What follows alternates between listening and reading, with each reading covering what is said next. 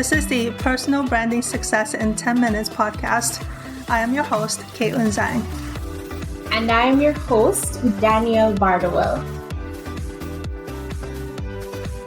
So for someone whose name is hard to spell or hard to pronounce, you want to weigh the benefits of having a easy to spell and easy to pronounce name that you want to change it versus keeping your cultural heritage or keeping your self-identity in the name. Sometimes it's about saying, yes, I have a name that's difficult to pronounce and difficult to spell. Please take the time to learn it as a sign of respect for my culture or for me. That's totally valid.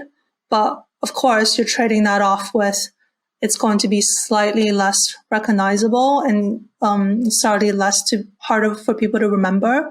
So possibly, you want to do a shorter version of that. As an example, there is a self-development guy named Gary Vaynerchuk. So Vaynerchuk is quite a long last name. In short, he likes to use Gary V. Gary V is his name that he uses a lot on social media, on signatures on his social media. So that's much easier to remember. It doesn't mean that his name is not Gary Vaynerchuk anymore. It just that means that people can just say Gary V and they know who they're talking about. So there are ways around it. Okay. It sounds like people will be just fine. Yeah. How many times do you think it's okay to rename your brand, and why do you think? For any brand name, generally, it's not ideal to rebrand the name itself. So if McDonald's started changing their name to something else, the consumers are not going to follow that. They're not going to want to change that. Actually, they did try to change their name in China, but it was a total disaster. Really? Yeah, it did, yeah. And, but there are special instances when a person wants to change their name. As an example, Bruce Jenner, who is, part of the Kardashian family, very famous, he had a sex change operation and he decided to become a female. So her name now is Caitlyn Jenner. So that is totally normal to change your name if there's something like that happen in your life. Another option is with people who are married. You want to consider whether or not you want to change your name to your married name, or you want to keep your original name. So for someone who's already got quite an established brand, where people search your previous name, your maiden name, and they're able to find a lot of information on you, maybe you want to keep that name for business purposes and then just use your changed husband's last name in family circumstances and personal circumstances. But for the business, you might want to keep it your original name. However, if you're just starting out your career and you're married and you're starting from scratch anyway, so use whichever name you feel more comfortable with. That's true. That's definitely true. I mean, I imagine as you said, Bruce Jenner with the Kardashians, it would probably be a little bit tough if one of them were to get married and then they'd have to change their name. Yeah, I think there's such value in the name Kardashian that they probably wouldn't change their last name. That's why a lot of celebrities don't change their name after they get married. Also, celebrity marriages don't last that long, but that's a different issue.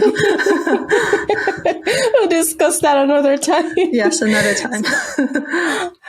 So what is a general way to check if the name I choose is already being used by another person or company? Like, we're in the online space. Of course, There's a way to check in your country, but like the online world, how would I go about doing that?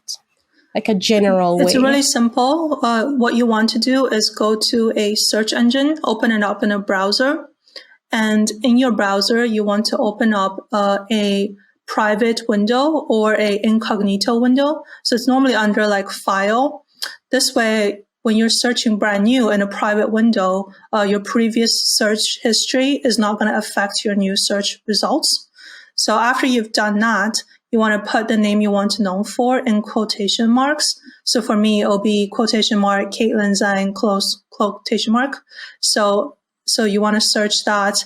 And there's also an option at the bottom of Google where it tells you which country or region you're looking at. You can search either by the country you want to know you are currently in, as well as the countries that you want to be developing your brand in. So for me, I might be searching my name in English US and English UK, as well as possibly a few other places around the world. So that way I make sure that all the territories are covered for my name. And that's the best way.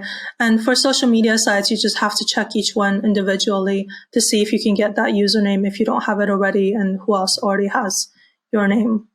Lastly, if you are trying to build a company and a trademark brand under your name, so as an example, the makeup brand Bobbi Brown. So they're a very famous makeup brand. They want to use her name as the brand name. So she wants to check, she'll have to go through an IP lawyer or IP registry to check whether or not that name has been registered as an official trademark. So that would be something that needs to be done with a lawyer. Okay, so basically a lot goes into choosing your name, because it's not just about choosing it. You have to actually check if, you have to go through a lot of channels to make sure that it's authentic. Absolutely. I also want to add a word for parents here. When you're thinking about naming your child, also check that your child's name is not already used by someone else.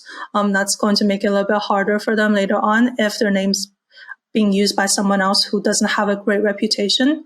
And also check their initials. Does it spell anything inappropriate? Is it shared by someone who's maybe not so great? So you want to think about those things before you name your child, not after. Oh, that's true. That's true.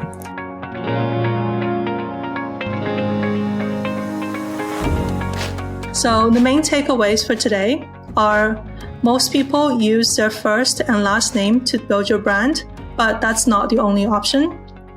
Takeaway 2, if you share a name with a famous person, considering using a variation of your name or a pseudonym. Takeaway 3, think of this name you choose for your personal brand as a long-term brand name.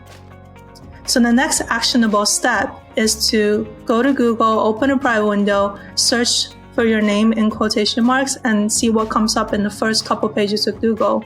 Make a note of what you liked, what you didn't like, and we'll talk more in future sessions about how we can improve your personal brand. This episode is produced by Oval Branding, a London-based award-winning branding agency that serves corporate clients and personal clients around the world. Visit ovalbranding.com to contact us about your next marketing project. I am Caitlin Zhang. Thank you for listening.